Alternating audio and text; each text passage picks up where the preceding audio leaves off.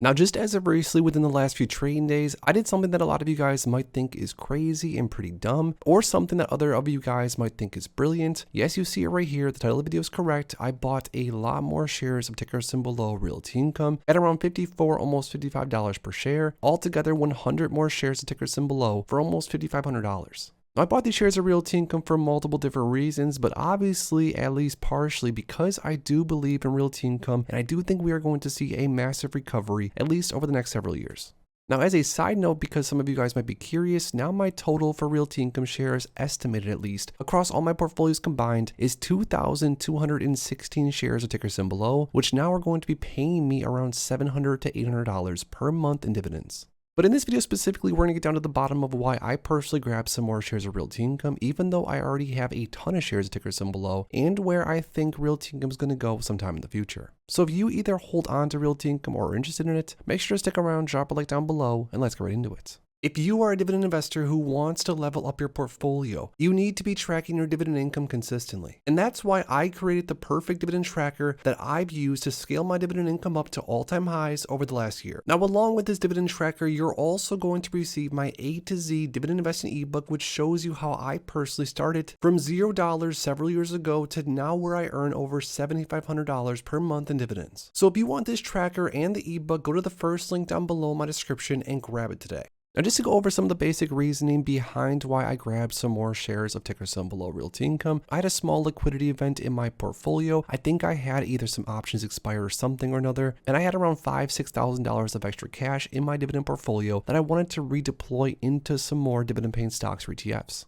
Now, as you guys know, I mostly buy ETFs at this point. I do buy the odd stock here and there, but for the most part, I would consider myself sort of a dividend ETF investor, at least ever since I turned around 30. Now, Realty Income is not a perfect REIT by any means, but I do think as far as commercial property REITs go, Realty Income is one of the highest quality across the entire market, maybe just slightly behind ADC.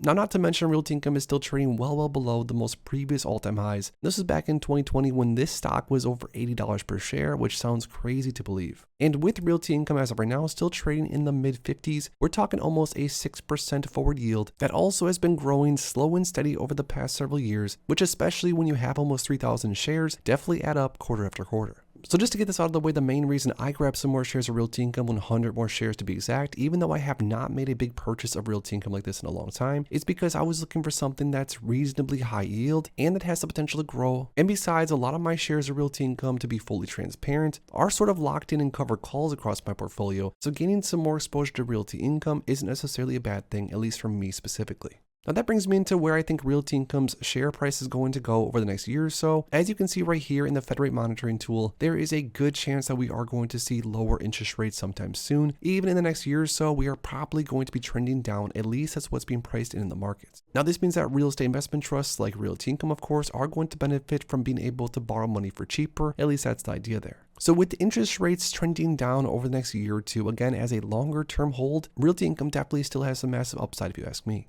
And of course, don't take my word for it, do your own DD, but there's lots of analysts across many different areas that do agree that Realty Income does have much more upside than downside. I mean, I've even asked multiple people throughout the community, do you think Realty Income has $10 of upside or downside from where it's trading as of right now? And most investors always reply that there's more upside than downside, which is sort of what's being priced in.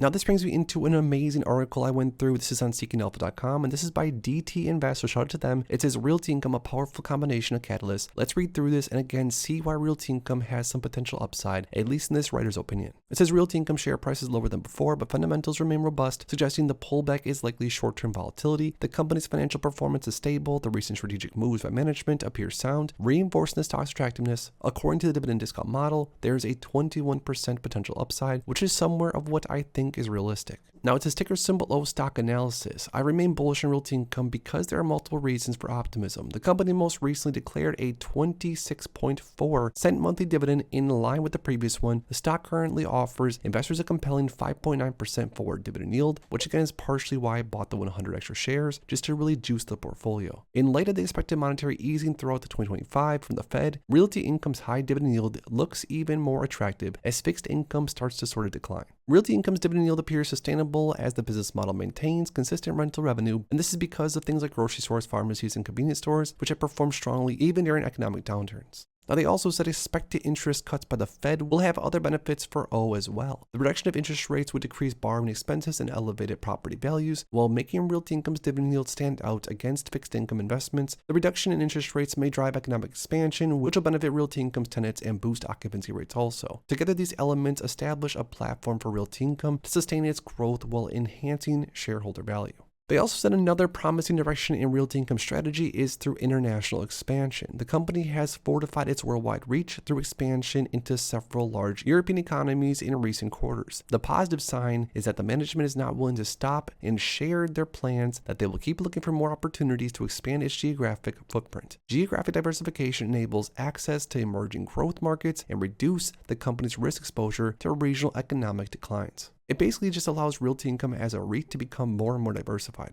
They then said Realty Income's balance sheet stability is supported by a strong P&L performance. The company's top line demonstrates consistent growth, which results in a sustainable FFO growth. Realty Income's EBITDA and AFFO yield is still stellar and significantly stronger compared to the sector's median. The best-in-class profitability is O's another solid competitive advantage as it helps to accumulate resources faster, which are then either distributed to shareholders or reinvested into future growth later on. Then lastly, the writer said, I'm using an average risk-free rate over the last decade because we are currently at very early stages of the Fed's monetary easing. Therefore, using the current 10-year treasury yields might be too aggressive. As the result, Realty Income's cost of equity is 6.83%. Forward annual payout is $3.17. I expect O's perpetual dividend growth rate to be with the Fed's inflation targets. The DDM model suggests that O's intrinsic value per share is around $66, meaning a 21% potential upside.